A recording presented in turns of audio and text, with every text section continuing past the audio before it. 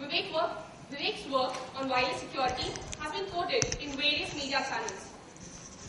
He's also the author of book Wireless Penetration Testing using Backtrack 5, and his next book, Metasploit Mega Primer, is due for launch in 2012.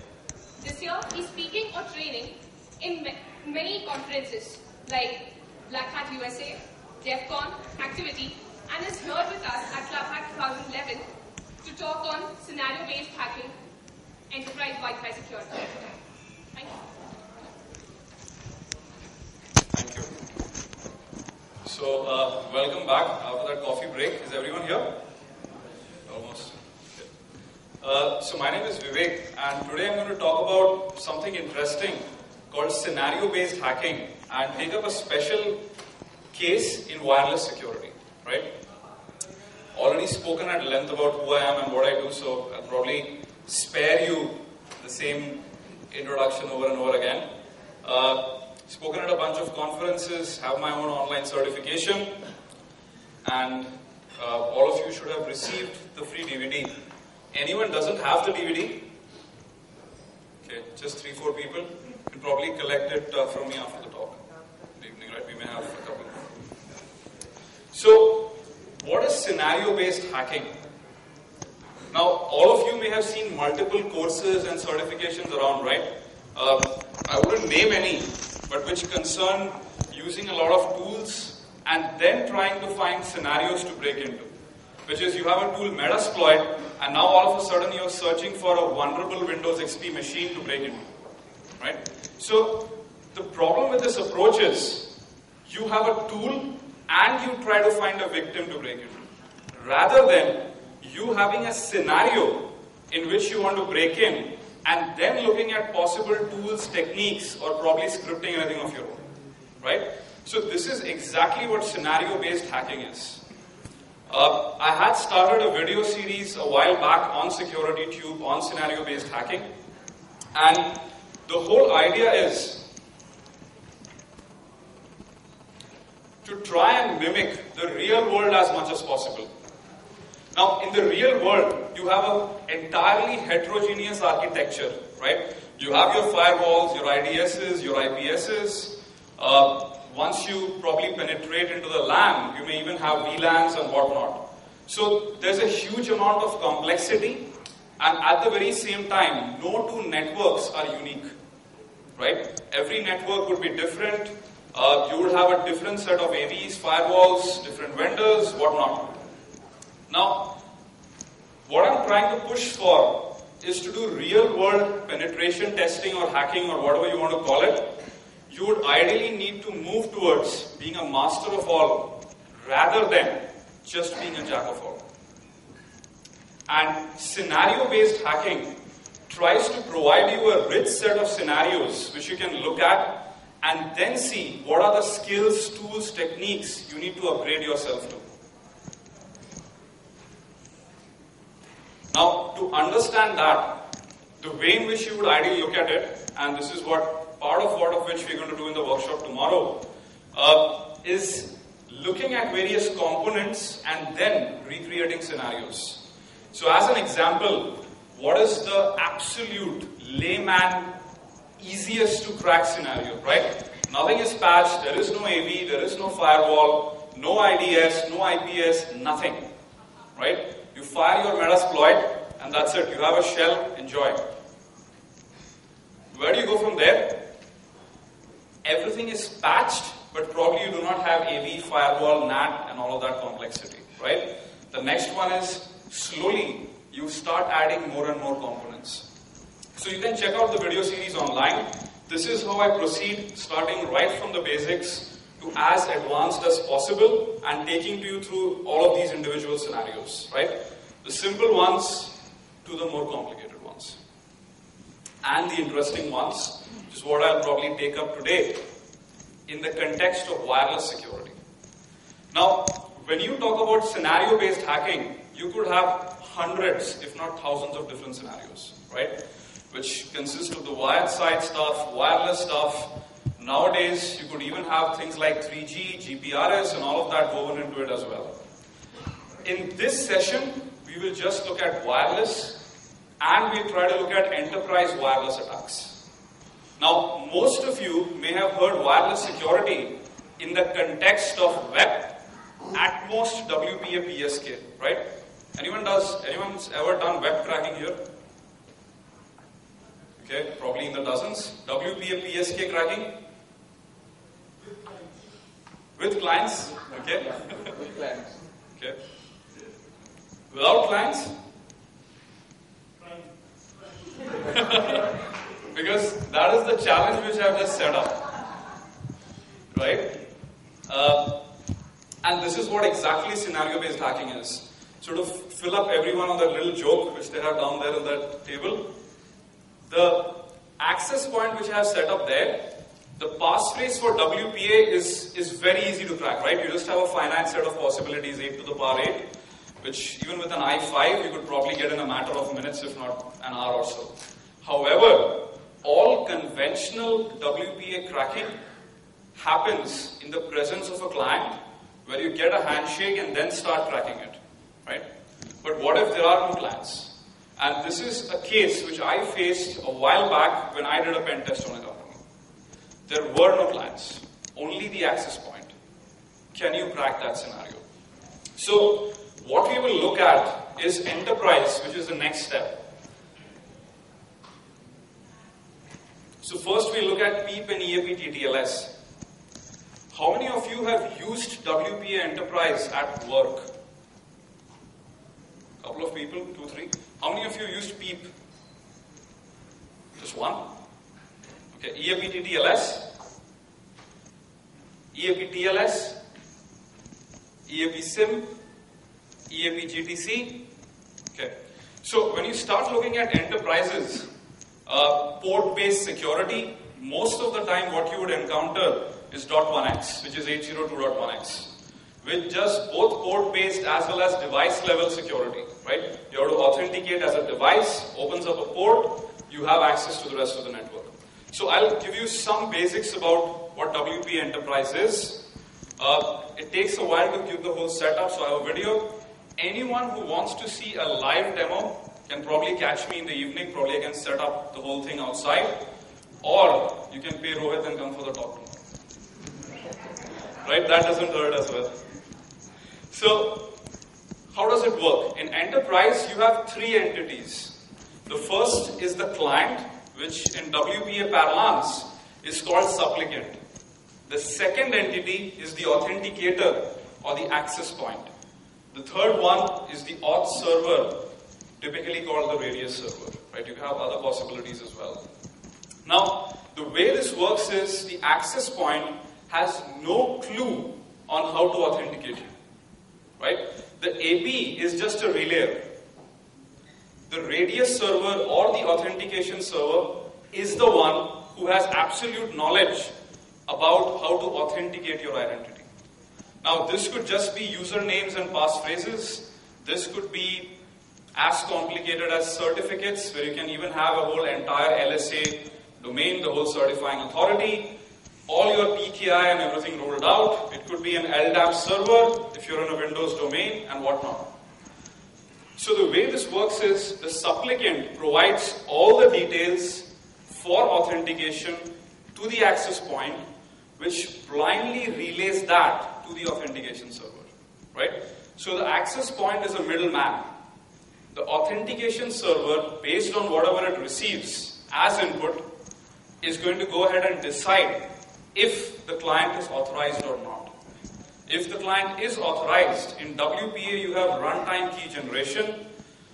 Something is exchanged called the PMK or the pairwise master key, using which you eventually have the handshake, which is same as the WPA PSK handshake, with which you derive the PTK and the GTK, which are the pairwise transient keys for one-to-one communication, and the GTK, which is the group transient key required for group communication. Now, you have a lot of options when you look at radius servers.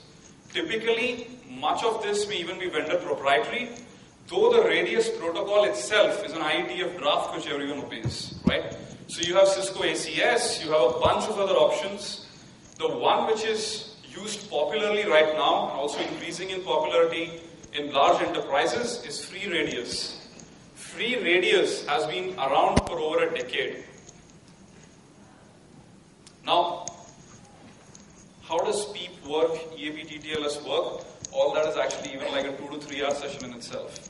What I'm going to concentrate on is more of what can you do if there is a Peep or an EAPTLS network, right? So, we are going to use a patched version of free radius called free radius WPE.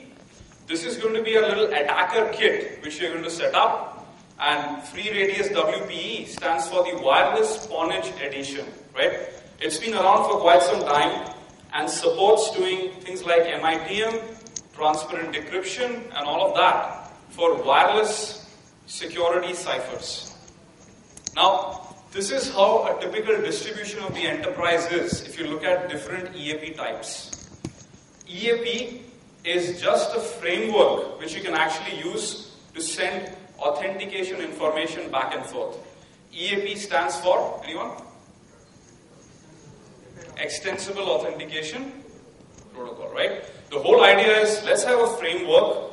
Using that framework, let's decide on something called the inner authentication protocol, and that is what is going to go back and forth to do the real auth. Peep almost is 80 to 85% of all enterprises. Why is that? Anyone? Even though Peep is not the most secure. Right? The most secure right now is EAPTLS, which is medium to low. Why? Why would someone use something which is less secure in an enterprise? Sorry? Anyone? Actually, not really. Not really. Anyone? No, I mean, not that easy as well. I mean, yeah. No. I said free radius supports all of these protocols, right? Which means if you have free radius, you get all of that free of charge. So, here's the reason. It's almost unbelievable. Peep is the only EAP auth which Windows supports out of the box. And because Windows is over 95% of the entire desktop market, this has become the de facto auth mechanism for enterprises. Right? So the reason is, because Windows loves Peep and that's the only thing it supports out of the box, everyone else is adapted it. Right? Second best is EAPTLS. As far as the mechanism is concerned, both of them are almost exactly the same. So I have a lot of slides. How much time do I have? That's it? Okay. Okay. So, I'm going to go a little fast. If you have questions, reserve it for the end. If I really run out of time, catch me outside. Right? I have a bunch of attacks to cover. So, Peep. Peep, typically when you say Peep, you mean Peep version 0, which is what Microsoft rolled out. And that uses MS-CHAP v2, which is a challenge authentication protocol. And as I said, it has native support for Windows. Peep uses server-side certificates for validation, and a couple of latest additions to Peep also allow you to do client-side. But most of the stuff you would see in enterprise, 99.9% is just server-side certificates. How does Peep work? Quick breakdown. Two-step process, right? Create an encrypted tunnel. And the analogy I can give you is Peep is very close to how SSL works. Right? First, create an encrypted tunnel using the server-side certificate. Inside that tunnel, send credentials. These credentials, exactly what you send depends on the inner authentication protocol. The inner authentication protocol, which is used with Peep, is MS-CHAP v2 95% of the times. You have other options as well. Is my good? Difference in the voice, at least I hear back. Now, how do you attack Peep? The whole idea is that you need to create a honeypot which can do an MITM attack on Peep, or can just be a pure honeypot which can lure a client to connect to it using the whole signal strength stuff, which is higher the signal strength, The client is going to hop on to that AP and then have it give you the MS Chat challenge and response. Right? The funny thing is, by default, almost all networks have a little prompt which they enable. As soon as your Windows machine connects to the Peep network, it sends the challenge and response to the server. Right? This in one slide is all about Peep hacking. Now, on the top you have validate server certificate. Most networks do not have this enabled. Because of that, you don't even get a little error prompt, just like what you get in SSL, which says, hey, there's a certificate error problem. Now, 70% of enterprises have validate certificate enabled, right? Which is fantastic. All of them are still vulnerable to the same attack. Can someone tell me how? The same damn attack.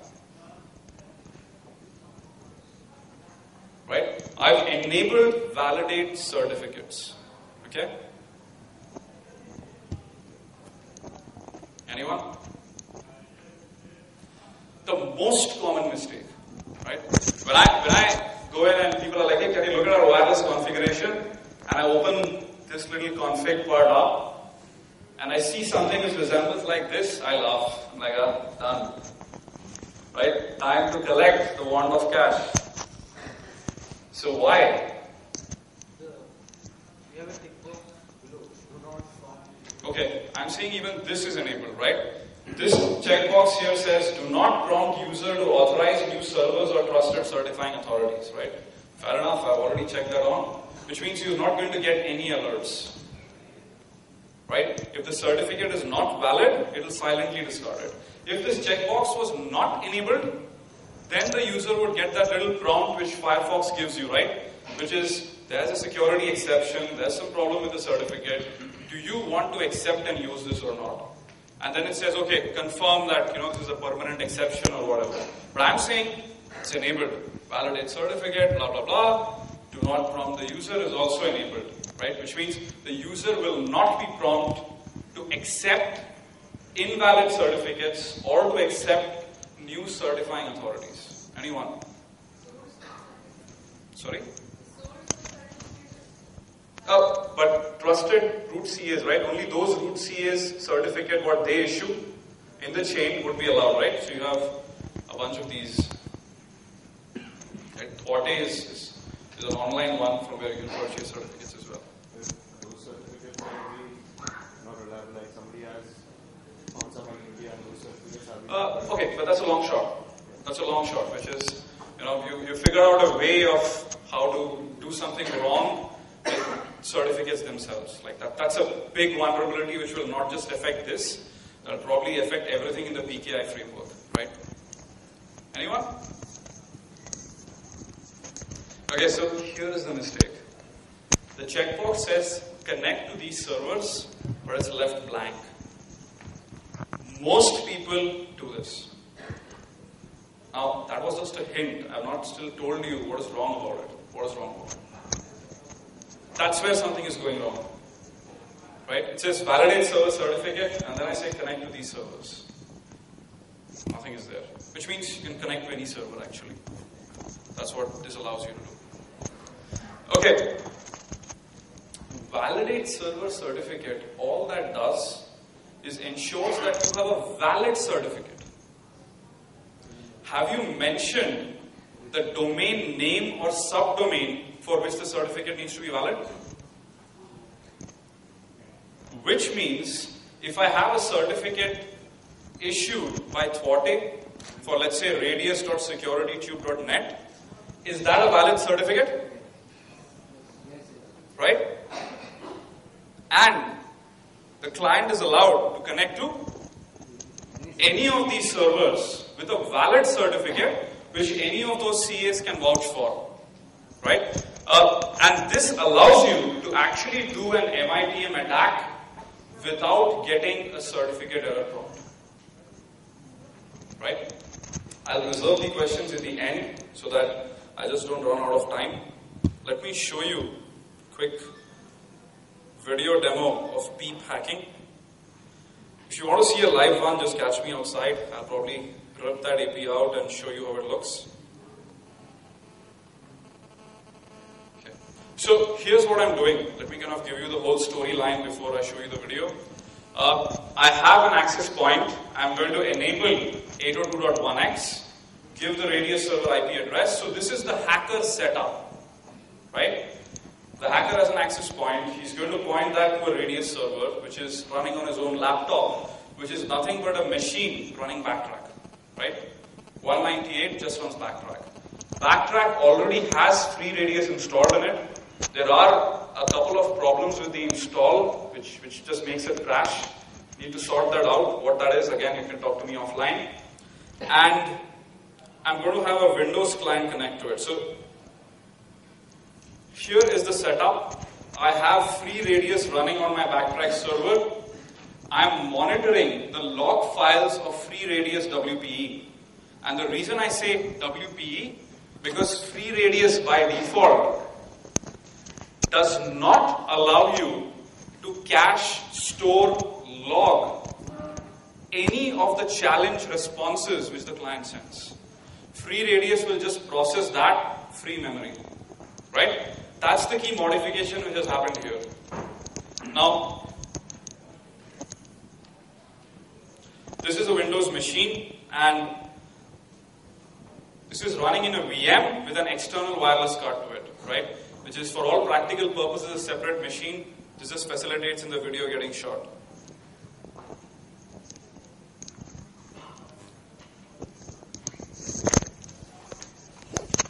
Now, what I'm going to do is this Windows machine can probably be lured automatically because of the signal strength to connect to an AP with the same SSID as the corporate network. Just for a quick demo.